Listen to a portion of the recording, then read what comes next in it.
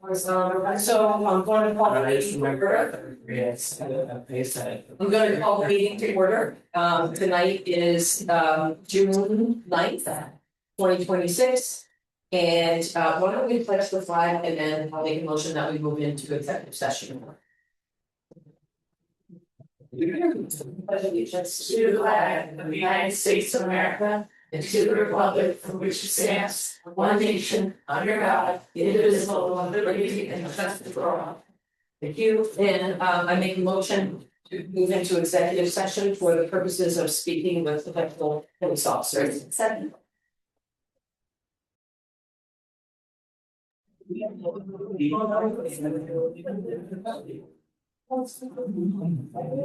Wow, we've got a full house, all right, so the board is coming, we're out of executive session, we made a motion, it's been seconded. And we already did the pledge of allegiance, hi everybody. What we're gonna do is jump right into the resolutions. And I'm going to go through these rather swiftly because we have some folks here who are gonna talk to us about a starting topic of some significance. The first one, resolution approving meeting minutes, be resolved to accept meeting minutes for meetings held on May 5th, 2026 and May 19th, 2026. Second, all in favor? Aye. Resolution accepting clerk's report, be resolved to accept town clerk's report. Second, all in favor? Aye. Resolution authorizing the payment of vouchers, be it resolved to authorize payment of vouchers in the amount of $408,649,064. All in favor? Aye. Okay. So at last week's meeting, we talked about a bear law that is intended to minimize and prevent dangerous interactions between humans and bears. And that law is posted on the website for everybody to review. It's been slightly modified based on some input from council people. And what we're gonna do now is we're gonna set a public hearing date. So that everyone in the town could look at that and then come to the next meeting on July 7th and comment on that. So the board will be able to hear that and listen to it. I'm going to go ahead and read that. Whereas the town board of the town of Woodstock, the town board has proposed a local law number that will be filled in of the year 2026, entitled the local law creating Article 3 of Chapter 14 of the Town of Woodstock Code to minimize and prevent dangerous interactions between humans and bears. The proposed local law as attached here. And whereas the town board finds that conflicts between people and bears are a danger to the people of Woodstock and the town, and that such conflicts are primarily caused by the outdoor storage of food and fruit waste, whether intentional or unintentional. And whereas the proposed local law seeks to refine the town's animal regulations, Chapter 14, to reduce these conflicts and keep both residents and wildlife safe pursuant to the recommendations of the Bear Task Force throughout 2024 and 2025. And whereas the proposed local law prohibits the intentional eating of black bears and requires incidental feeding to be remedied. And whereas the town board wishes to hold a public hearing on the proposed local law in accordance with section 25 of the municipal home rule law. Now therefore be it resolved that the town board of the town of Woodstock hereby schedules a public hearing on local law number to be determined of the year 2026 for the 7th day of July 2026 at 7:15 p.m. at the Woodstock, Town Hall, 45 Como Drive, Woodstock, New York, 12498. And be it further resolved that the town clerk is hereby directed to publish notice of such public hearing in the official town newspaper and to post such notice on the town's official signboard and website not less than 10 days before the date of the hearing, as required by section 20(5) of the municipal home rule law. And be it further resolved that a copy of the proposed local law shall be available for public inspection in the office of the town clerk during normal business hours. Second. All in favor? Aye. The next resolution is going to be authorizing the hiring of a part-time police officer. Whereas the town of Woodstock Police Department has a need for part-time police officer coverage. And whereas the town board has reviewed the recommendation to hire a part-time police officer Now therefore be it resolved that the town board of the town of Woodstock hereby authorizes the hiring of Aidan North as a part-time police officer effective June 22nd, 2026, at the hourly rate of $30.90, subject to all applicable civil service, background, and employment requirements. Second. All in favor? Aye. Resolution authorizing the hiring of another part-time police officer. Part-time. Whereas the town of Woodstock Police Department has need for part-time police officer coverage. Whereas the town board has reviewed the recommendation to hire a part-time police officer. Now therefore be it resolved that the town board of the town of Woodstock hereby authorizes the hiring of Luis Martinez Perez as a part-time police officer effective June 22nd, 2026, at the hourly rate of $30.90, subject to all applicable civil service, background, and employment requirements. All in favor? Aye.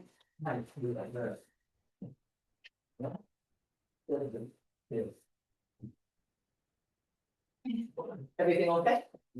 If you read that resolution, it's at one film it says part-time, another. We just changed that. Yeah. Oh, Yeah. okay, it's not based on the top. Yeah.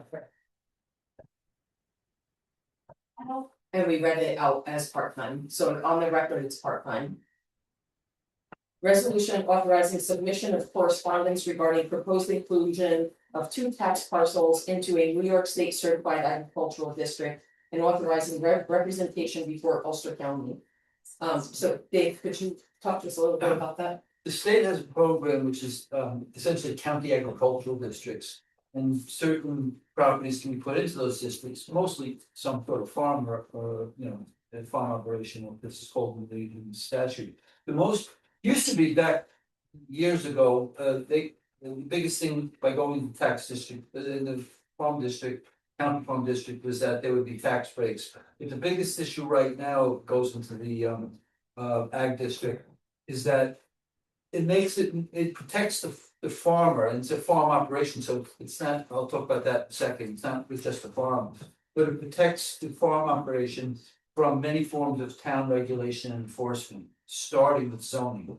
So the way we can look at the exact language of the law, but basically, if the town is, in the opinion of the farmer, too aggressive, or if the zoning law is too aggressive and just infringes on the farm operation, it gives the farm operation basically the ability to keep that zoning law and the enforcement at bay. And the mechanism that they do it is that there's a state agency as part of the State Department of Ag and Markets.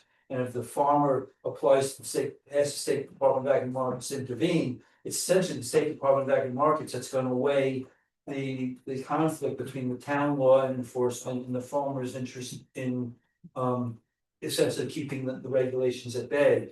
And the state ag and markets is, and I don't mean in any way to be condescending or whatever, but it tends to be pro farm. That's its job, and it's the job of this particular rule. And so what it means is basically, and I have disagreements with other people in my office, etc., but it functionally means that your zoning can be suspended, and you should assume that it would be suspended. It's also important to understand what a farm operation is and isn't. It doesn't mean just a farm. Again, this is a pretty liberal program. And so farmers, people that own farms have the ability, for example, to set up farm stands. So even if there's no commercial activity allowed in the district, in terms of the zoning, I can't even give all the examples, there's a lot of guidance on it.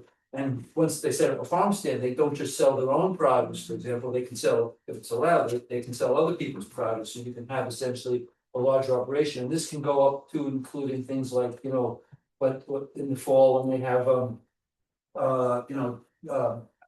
pick your own types of things and all of it. So it can scale up fairly quickly to a commercial operation, as long as it has some legitimate connection to farming, so that it can fall into the definition of farm operation. So the short message to the board is, if these properties go into this program, that can mean they can appeal to the state for suspension of many of your local regulations. That's at this point it might be the primary purpose of the program. That's what's at stake here. Very often the towns will go ahead and let that happen. But it's a county decision anyway. So whatever you decide, you're basically sending a letter to the county legislature, And I know the supervisor has arranged for somebody to go and speak to the legislature next week and to ask them to just advise them about your decision. It's, and when they listen to it, and that was up to them. Any questions from board members? Did you get in touch with the property owners? Left a message, no call back. And also, this is a very small residential road with under 7 acres on it. It appears that half of it might not even be usable. And it's a dead end road as It's a well. dead end road, residential.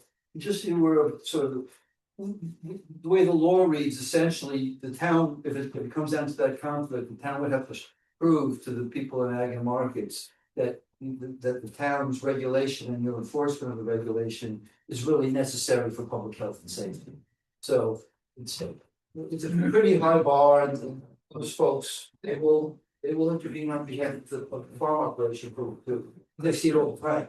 So in these conflicts, that's what's before you, right? Yeah, and just not our friend though, so someone can still have a garden, still have a greenhouse, they don't need to be an ag district. Oh, In order to do that. They can have anything, but if they violate it, right, if they're not in the ag district, if they violate the zoning, however the zoning is written, I mean, Yeah. you zoning may allow agriculture, for example, but you may define it differently.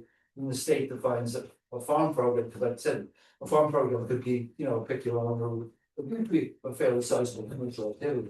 So, that the regulation would still stay within the town as long as it's not in the district. Do they have to give like any kind of description of what their plans are and why they want to like go into that, change their zoning, do that? Well, you have to look at the application for the county, they probably They do. do, right? They probably do, but plans change. And again, this is meant to be responsive to a need or a claim that farm operations are under economic stress, and so this is meant to benefit them. And certainly provide flexibility. So if they were to say, for example, we just want to have a farm stand, for our own produce, if that became for some reason economically difficult, then they said, well, we want to start accepting from the area. And you'd have a big farm operation. And that's just one example. I couldn't sit here today and tell you what the range of possibilities is, but use your imagination to imagine something like that. And also once you choose the ag, district for the ag, partially the ag, it runs in the deep. Correct? Yeah, well, it's an aspect of Yeah, it. it doesn't. Until the county changes it, I've never heard of a property leaving the county ag district. Right, so it's in there, right. Until such other legislation, they would take it out. Once this goes to the county, if they say no, is that the end of it, or are? It's a county designation. This has been recommended for approval, I think, by county planning. I had spoken to the supervisor about, getting involved in the process as soon as we could, but it turned out to be fairly late in the process. From my own experience at working for the legislature, I think it's proposed by the administration based on the application they get. I would have thought it would have gone to one of the legislative committees, which would actually be meeting this week, but for some reason, when the supervisor called the clerk of the legislature, that didn't pan out. And so what's coming down to essentially is appearing in writing and also in person before the county legislature next Tuesday. That's the last step in the process. It's also the last step in the county legislative meetings for the month. They always have a meeting, all the committees meet essentially this week and last week, and then on next Tuesday, the legislature itself will meet, and that's the legislation will be before them. So we'll be essentially coming in at the last moment to try to. And they'll likely vote Tuesday. They will vote Tuesday. Well, depending on how seriously they listen to the town, they could choose to suspend the vote, they could choose to table it, or they could choose to vote it down. I'm not sure exactly how they would handle that, but I would hope that the chair would be apprised of it, before Tuesday night. Some one way or another. Okay, all right, whereas the Woodstock Town Board has received notice of an application before the Ulster County Agricultural and Farmland Protection Board for inclusion of parcels identified as SBL 26.2-6-26.220 and SBL 26.2-6-26.100 in a New York State Certified Agricultural District. And whereas the town board has reviewed the proposed application and has determined that while it supports the protection of the farmland, it has concerns regarding the appropriateness of the subject parcels due to their location within a quiet residential area.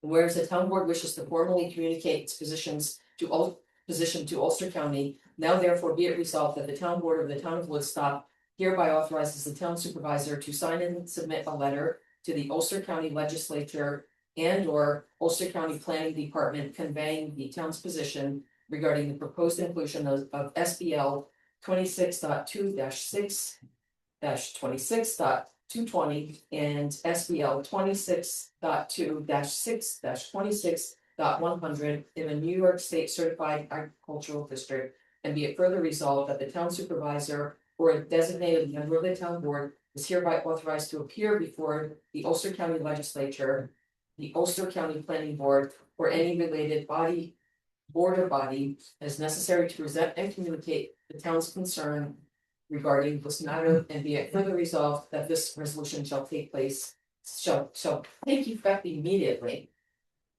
Second. All in favor? Aye. And we'll work as a board to figure out who might go, or perhaps a couple of folks.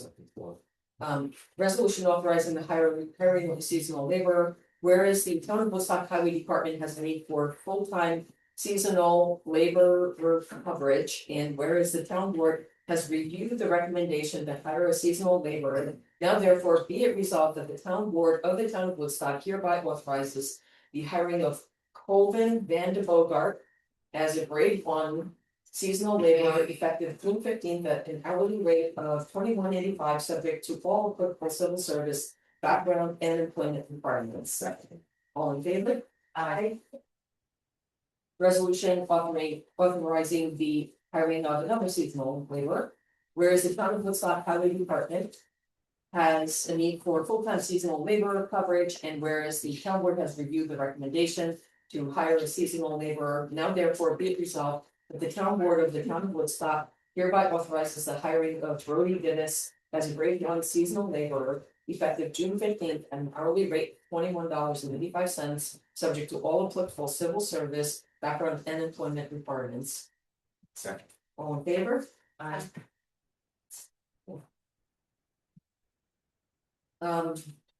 This next resolution is authorizing the settlement of a human rights law complaint that was started some years ago. That was a little bit of a surprise to me to find out that this complaint had been filed. And so this will authorize a settlement. Whereas on July 28th, 2023, Angelo Ramos, complainant, filed a complaint with the New York State Division of Human Rights against the Town Highway Department, respondent. And whereas the complaint alleged certain unlawful discriminatory practices relating to employment by respondent in violation of New York Executive Law, Article 15, Human Rights Law. And whereas the parties have agreed to settle the complaint pursuant to the terms and conditions in the draft stipulation of settlement attached here to as Exhibit A, stipulation of settlement. Now therefore be it resolved that the town board of the town of Woodstock hereby agrees to settle the complaint according to the terms and conditions outlined in the stipulation of settlement, and be it further resolved that the town supervisor is authorized and directed to execute the stipulation of settlement on behalf of the town and the respondent town highway department. All in favor? This next resolution is something that was passed in 2024. And we are going to recertify, so thank you to Councilperson Osmond for bringing this up. And I'm going to go ahead and read this one. Whereas the Woodstock Town Board believes that a lack of housing for New York residents of all ages and income levels negatively impacts the future of New York State's economic growth and community well-being. Whereas the housing crisis has negative effects at regional and local levels, we believe that every community must do their part to contribute to housing growth and benefit from the positive impacts a healthy housing market brings to communities. Whereas we believe that supporting housing production of all kinds in our communities will bring multiple benefits, including increasing housing access and choices for current and future residents, providing integrated, accessible housing options that meet the needs of people with sensory and mobility disabilities, bringing economic opportunities and vitality to our communities, and allowing workers at all levels to improve their quality of life through living closer to their employment opportunities. Whereas we believe that evidence showing that infill development that reduces sprawl and supports walkable communities has significant environmental and public health benefits. And whereas we believe that affirmatively furthering fair housing and reducing segregation is not only required by law, it is essential for keeping our community strong and vibrant. Therefore, be it resolved that the town of Woodstock, in order to take positive steps to alleviate the housing crisis, adopts the pro-housing communities pledge, which will have us endeavor to take the following important steps: streamlining permitting for multi-family housing, affordable housing, accessory dwelling units, and supportive housing. Adopting policies that affirmatively further fair housing, incorporating regional housing needs into planning decisions, increasing development capacity for residential uses, enacting policies that encourage a broad range of housing development, including multi-family housing, affordable housing, accessible dwelling units, and supportive housing.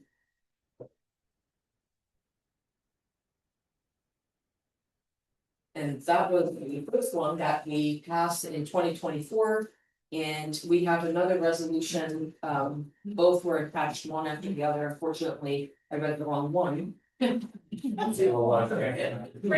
read. And it's on, it's like the last page, I think, of what. It's the last page, It's the last page. and then But the whereas were different, the whereas are different. So now that we all know what that was, I'm going to go ahead and read the recertifying or participation in this co-housing.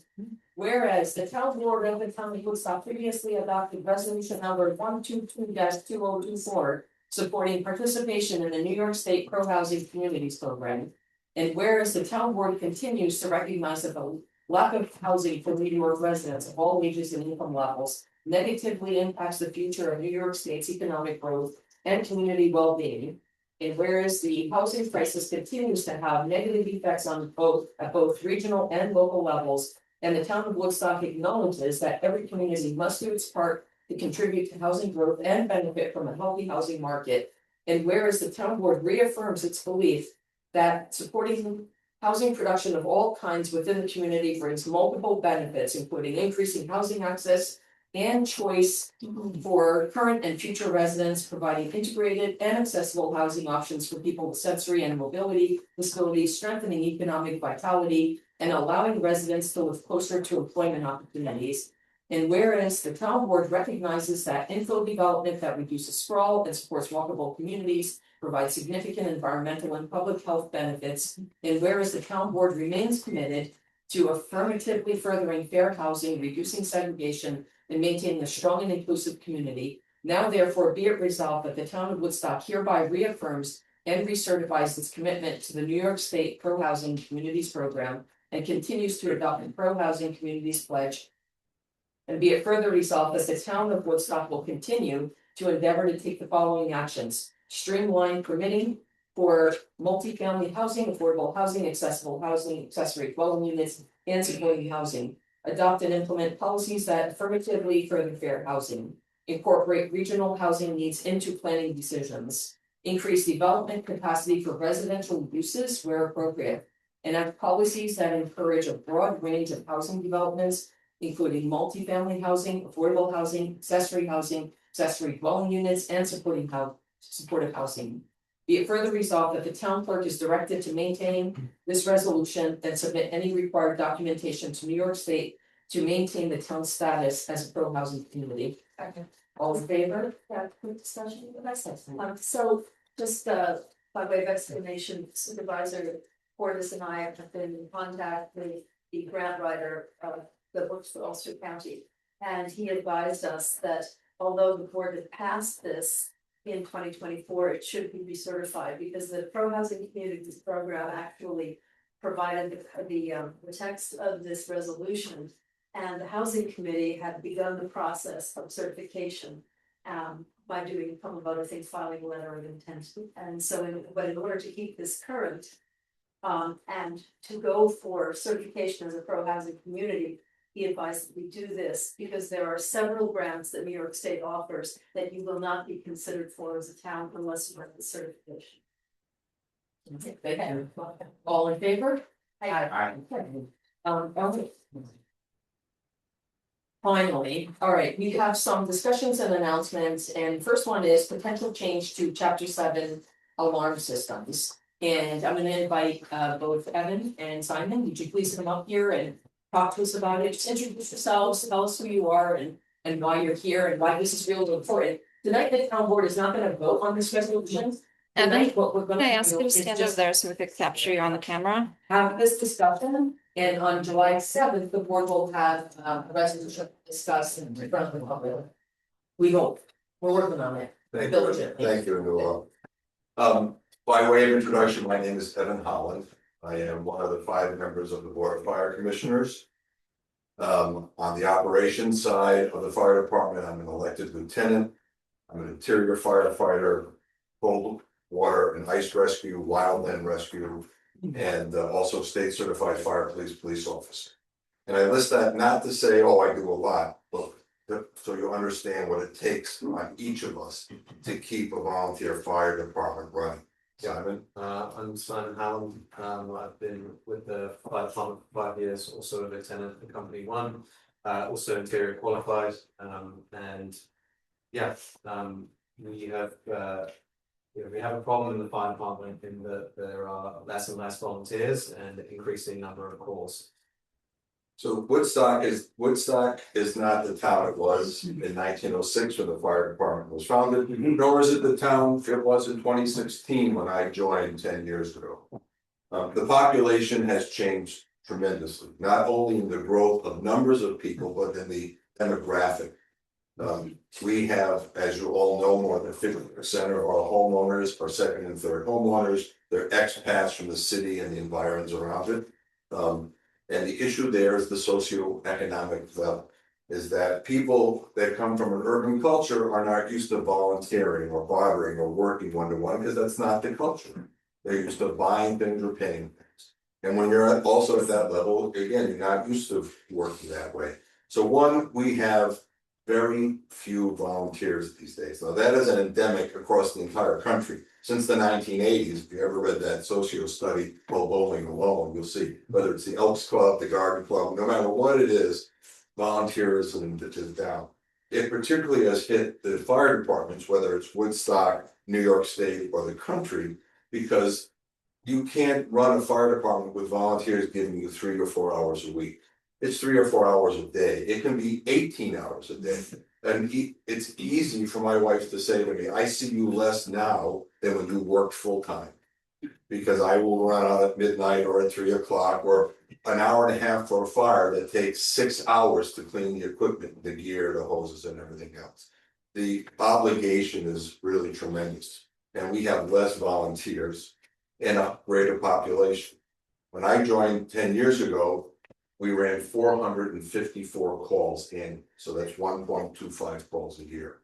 Last year, we ran 1,453 calls. That's almost 4 a day. That's 3 times as many as when we started. And the nature of the calls have changed too. The reason we're here tonight is to talk about maybe 30% of those calls that don't need to happen, that really become the obligation and the responsibility of the homeowner, so that we don't burn out our volunteers, so we don't put them at risk at, say, 3 o'clock in the morning rushing to get to the firehouse. We don't wear out our very expensive rigs that we try to maintain very prudently, but you see the size and you hear them coming through town sometimes, and our roads really weren't built to accommodate it. So there's danger to everyone. There's danger to the public. And so one of the things we want to look at are the nuisance alarms. 30% of our calls are fire and smoke alarms that shouldn't happen. They are, I have to get my glasses. I never needed them until this year. Congratulations. I never needed them.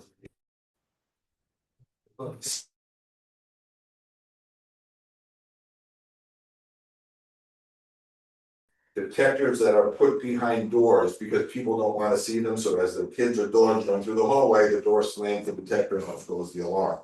And then we are required by law to respond, even if that person calls Ulster 911 and says, hey, there's nothing here, we just banged into the alarm. We have to go. That's a town and state obligation.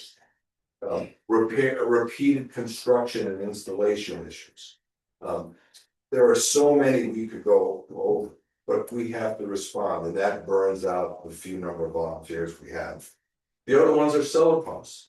Now, solar pumps in 1906, 1, 2, 17 a year, even in 2016, there were very few of them. But as people have built their homes, they haven't taken the responsibility or the obligation to put in their sump pumps. They haven't retained a plumber or an electrician. It is the obligation of the homeowner to take care of that. It's not a fire department job. And we've done it as a public service, but with the few volunteers we have now, we just can't. And so our thought is that we put that obligation and responsibility where it belongs. And that we have a system of deterrence. One will do and warn people, 2 is a citation, and then starting at the 3rd for these repeat alarms, there is a fine that escalating for the 3rd, the 4th, the 5th, the 6th. And on the solar pump issue, we'll do 1, give everyone the information, make sure they understand, and at the second one, then there's a fine that escalates all the way up. Thank you very much. Yeah, thank you. And thank you as always, and that's also for your willingness to work with the board. So I think some towns have just stopped responding to those calls. They have, Yeah. all the contiguous towns around us, except for Olive. Yeah. Okay, have just stopped. They just said, okay, we're gonna stop. Placement pumps you're talking about. Yeah, it's so, yeah, just said that, just stop, so we're not gonna do it, it's not our obligation. But listen, we're in a community that we try to build and support each other. And so we figured if we can go and then give the homeowner the education of what it would take to prevent this in the future. That they then have the ammunition to then hire the right plumber, the right electrician, do the right type of, again, sump pump, French drains, the types of systems they would need to prevent. And as far as the smoke and fire alarms, again, that's pretty simple. We're not there to hurt someone, we're there to help them, so we will give them the warning and then teach them about it.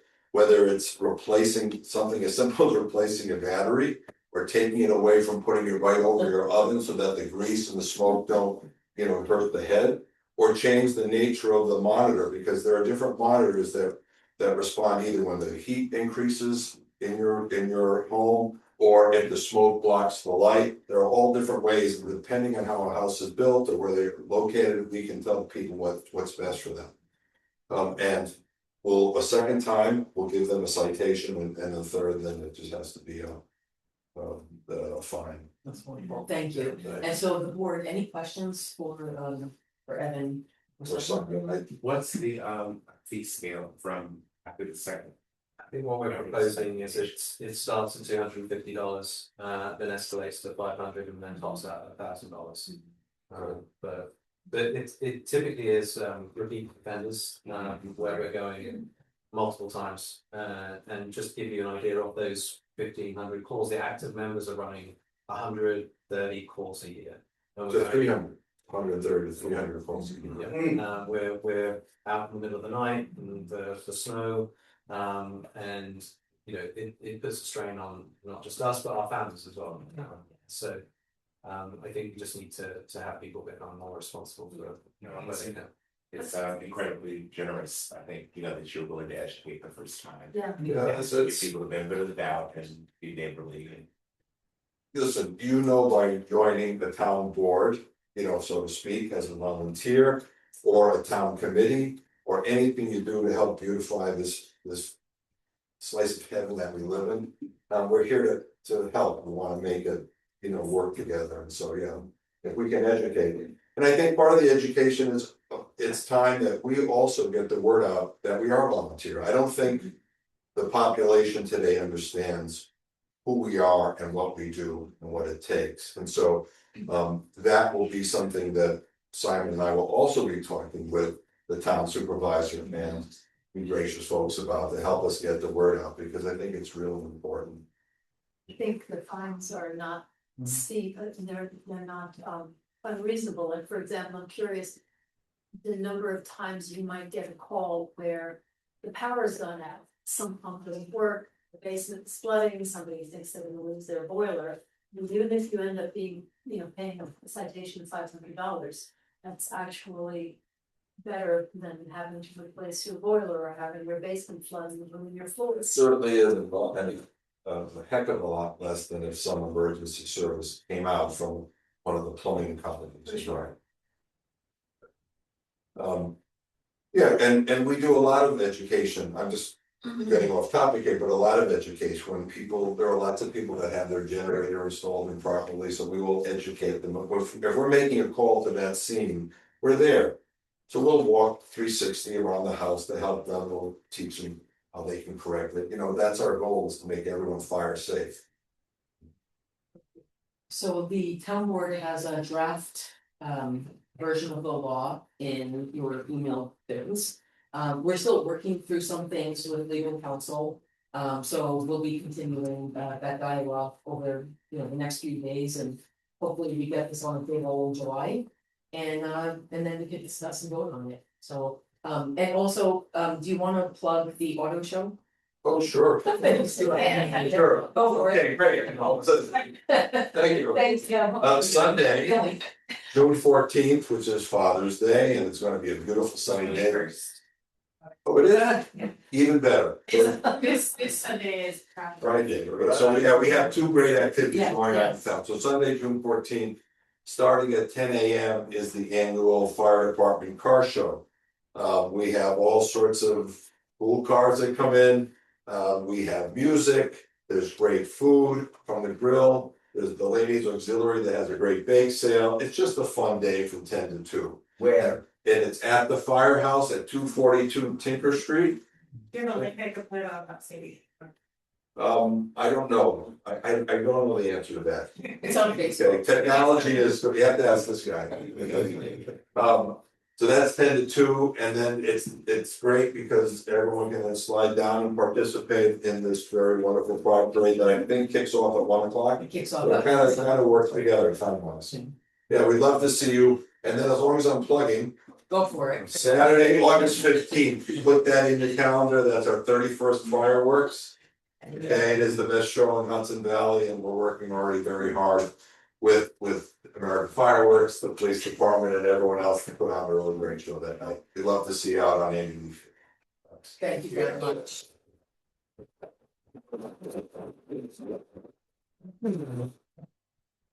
Okay, so very great discussion, another change that we'll be looking to implement, sometime, hopefully in July. Is our handicap parking fees. So currently, it's $25, and Jackie Manganero is not here. However, I will be making a phone call to thank her profusely for all of her work to actually raise this as an issue. And we're gonna look to take that $25 and bump it up possibly to $150. So that this way, our folks who actually need the park right in front of Red Alone or any of these places have the spot there. So What about handicap spot? yes, handicap spots, yes. So we will be working through the legislation on that as well. More to come. You'll only 2 draft. Yes, absolutely. No pressure.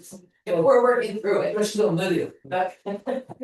And another discussion point, actually, councilperson Lily, we're gonna talk about wraparound child here. Hi, so about 3 weeks ago, a lady named Kristen Kessler stopped by and spoke with the public. We heard about the lack of wraparound care, aka after and before school care for school-aged children in town. Which is definitely has been a problem. If you don't have a lot of money, you don't have a nanny, then it's very difficult to be a working person and also care for your kids and pull out of that. So a couple notes. First thing, we wanted to have it out today. But I did develop a survey, because first thing off, we have to figure out what the need is specifically. So that's gonna be coming out tomorrow, hopefully more, I can get it on the website tomorrow, but we'll also share it on Facebook. I'm not sure if it's gonna be a 30 or 60-day survey, but we'll see kind of what the feedback is and how quickly we start getting responses. So that's the first thing, and then the other thing is I just found out that First Steps is working to develop a before and after school care system for Woodstock Elementary students. Right now, it is a 8 AM till bus pickup in the morning space, and then from bus pickup to 5:30 PM at First Steps. They don't really know how extensive the need is, but the board is gonna vote on it on the 18th. So if people do have that need and their kids go to Woodstock Elementary, they can reach out to First Steps and respond and express their need there. So those are the first steps that we're taking in terms of that, but there are other schools that. You know, not every kid in Woodstock goes to Woodstock Elementary, I'm sure that there are other, you know, surrounding areas that, I mean, we've got other elementary schools in town, so. Hopefully, we can figure out what the need is and we can go from there and expand the program appropriately, so. All right, thank you very much. One update on the Department of Transportation project. The Department of Transportation will be coming to Woodstock, most likely we're trying to schedule that for July. To meet with the supervisor's office and first the flood advisory committee. So there are concerns about sediment, there are concerns about culvert sizes, so we want to get that input, really expert input. Into the DOT's hands, so that's something that I think will be very positive. As we consider the project, at that point, we hope that they also update us regarding the changes that. Were recommended to them for the project from the Green to Schoonmaker, to that post office. So a whole bunch of things meant to keep us safer, have been proposed to them. So that's something that we should get some type of feedback from them. Last week we had some business owners here. What we'll also do, we'll make it a super long DOT day. We will reach out to the two folks who are kind of spearheading, representing the business owners, and we'll have them meet with the Department of Transportation as well. They've indicated that they are willing to not work through the springtime or be flexible. However, that will cost more and it will take longer. So it'll be nice to kind of sit down and hash through with the experts in the room, you know, what do we really want, or at least get the information firsthand and go from there. And there's no word on the TAP grant. We do not have a timeline. Once we find out whether we're getting the TAP grant, and that's gonna help cover discussion from one post office to the other one out in Bearsville. Then at that point, we'll really be ramping up the public meetings and communicating and listening to the public so that all this input could be put into the plan. And I'm looking forward to it. So that is my DOT update. And I just have one last thing for myself here. I want to say a person named John, I had his last name, my computer died, but PC Mavens was at the community center and the Wi-Fi was dead. And he took it upon himself to very graciously fix it. He got us a nice new Wi-Fi router and he basically donated all of that to the town. So thank you very much, John, from PC Maven. We've got some of these now. Yeah, that's it. Any other updates, announcements? All right, then I will put forth a resolution to end this meeting. Oh, public heard. Oh, yeah. Public heard. I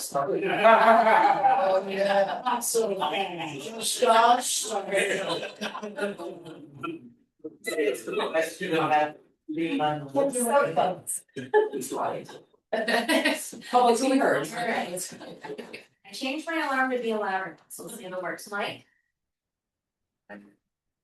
Thanks, folks. You've gotten a lot done in 5 months, and I do appreciate the level of input that you're all giving. I speak on my own behalf as a concerned citizen and artist living in town since the mid-90s. In 2022, with modest effort, nearly 3,000 signatures were collected and submitted petitioning Woodstock to amend the antiquated, unenforceable dB levels in the Hamlet Commercial Zoning Code to reflect established past practice regarding sound regulation in town.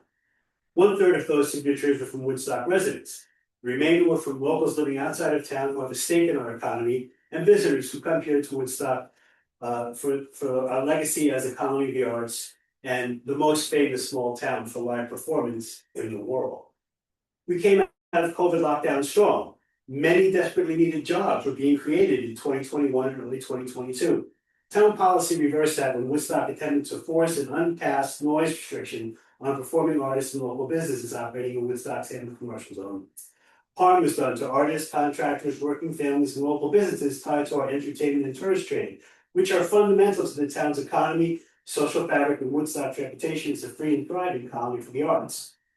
Last fall, Supervisor McKenna publicly reversed those misguided policies, but the cloud still hangs over our people, our economy, and our reputation. Failure to upgrade the unenforceable DB levels is the root cause. While town government has jumped to address zoning amendments for privileged members of our community, the many artists and related businesses who are the backbone of our community continue to suffer the downstream effects of town policy that violated the spirit of our 2018 comprehensive development plan. Woodstock's police are still in the untenable position of having to administer policy that conflicts with our zoning laws. Our police, the artist community, local businesses, and our citizens need clear and enforceable guidance in order to succeed in keeping Woodstock safe and prosperous. Events over the last 4 years demonstrate that our reputation and local economy will continue to be under threat unless the town acts for our mutual welfare. Plenty of politicians show up for photo ops like naming streets after artists or giving Todd Gundgren keys to Woodstock. What we need are politicians who show up and give financially challenged artists the keys to housing, like our comp plan director, and stands with us in protecting our way of life. We need practical relief, and we petitioned the town for it 4 years ago. All the data and suggestions as to how to protect the town and how to do it in a way that doesn't make it uncomfortable for many people. It's all on the Woodstock Chamber, woodstockchamber.org. They have a page called Protect Music. And all of this information was painstakingly gathered, and we hope we'll put it to some good use. So I just want to say finally that a lot of the problems we face, they have to do with our local economy. If we can't draw young families in here to support our fire department, we're getting paid for fire department. If we can't bring young families in here, that can afford to feed their kids, there's no need for school here. So I think this is more important than, it seems at first glance. We're not the red-haired stepchild in town. We are the town to some degree. So thank you. Rachel?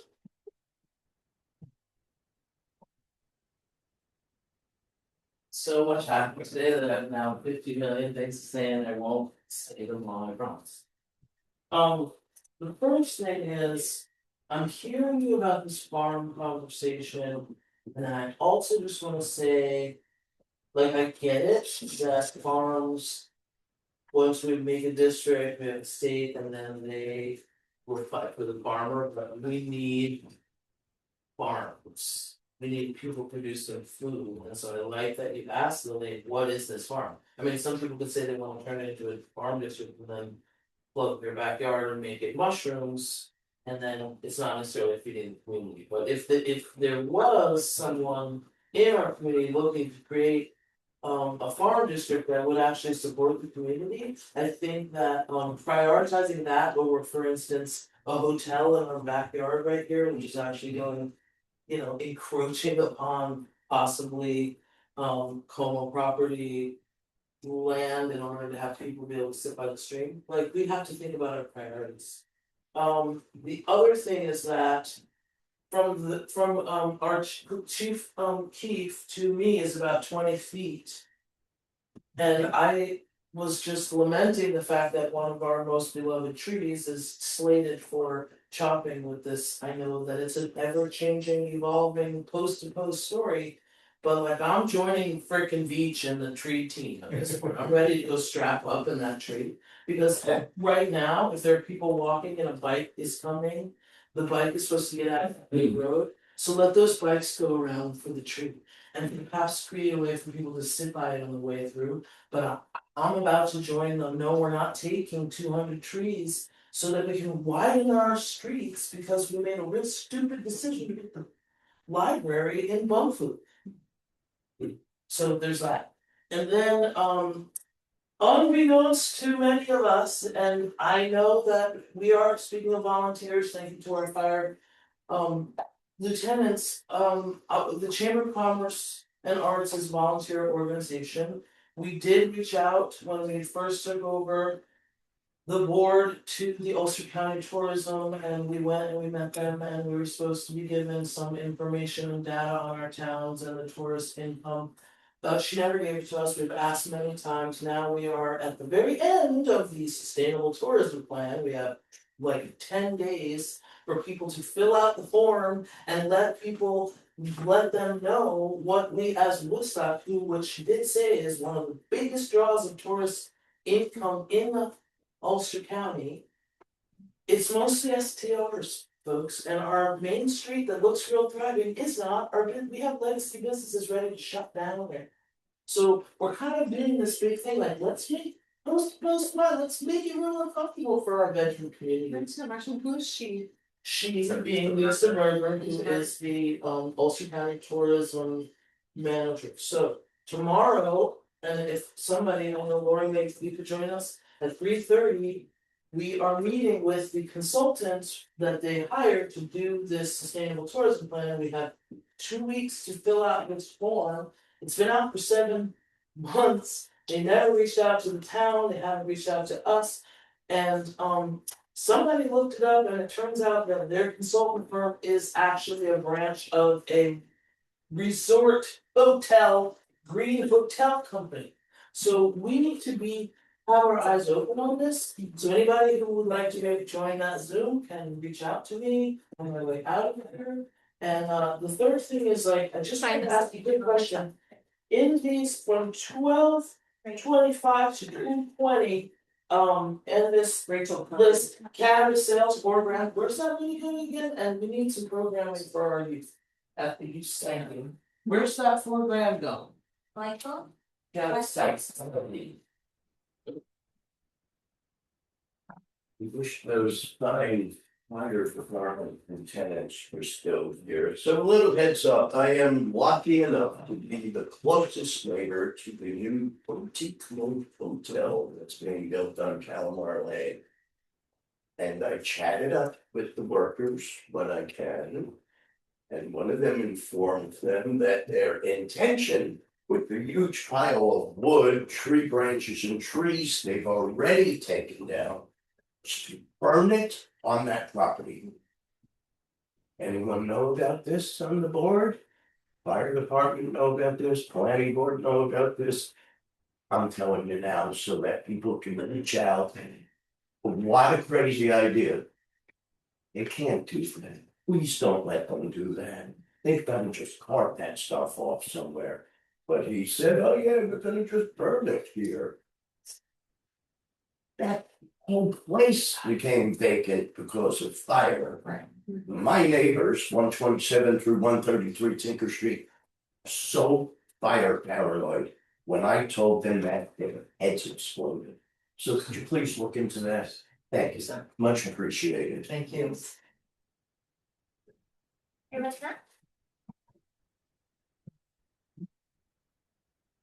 Hi, everybody. I don't know, I'm off the cuff a little bit here, but thank you for all the work and doing the housing resolution. I appreciate that. But I wanted to follow up on what Mike Mulvey was saying. I was part of that, Lori and I were part of that, a few other people. We had hashtag keep music alive outside. And actually I helped to write, when Lover was there, writing the actual petition, which we got and separated it as Woodstock residents and then non-Woodstock residents. And we had over 900 almost, just almost 1,000 Woodstock residents that signed the petition to create a task force to do research-based work and find out and do sound outs and a whole bunch of great ideas that Lily's husband, Ben, had some really great ideas to do. And that there were going to be some sort of like a way to compromise. So not, alienating a lot of people in town, but at the same time, this is an artist colony. So there was also over 2,000 non-residents that signed, the non-residents, same petition. So that's a lot of people, and he's talking about 3,000, he's not lying. And we handed that in. We also have it on digital. So we have a copy of that, even if Bill threw it out and burned it, I don't know what he did. But we do have a copy in digital wrapped down, so I think that it's really important to think, and maybe we need to do a reset. With a new group of people who will have a high, acuity and capacity and skills to kind of do that and do it impartially and fairly. Because it was not done that way. And it was kind of a waste of a year. My last thing is with the fire department, I wanna say when Evan came, I was working in town and I had a little more time on my hands before I got really involved in town staff. And I heard that we had a big problem with people volunteering for the EMTs and firefighters, and I said, oh, well, I could drive, I've got a great record of, I'll drive the ambulance or something and learn how to do that. What does that entail? And like he said, there's so much involved in doing that. That I literally, in the time and when you have to have your schedule and the training and the keeping up, it's like you need affordable housing because it's literally a part-time job. And if you don't have a job and pay enough, a lot of people, I think it's, yes, the city and those folks, but there are so many people that haven't been able to do it because they've got 5 jobs. Because there is no affordable housing. So I think this is a direct correlation as well, which the research does show that, but I think it's something else that you didn't mention. And maybe they could come, if you could ask them to speak to the town and community about that. It's the economy, stupid. Who said that? Okay, motion to adjourn, Second. James. all in favor? Bye. Uh.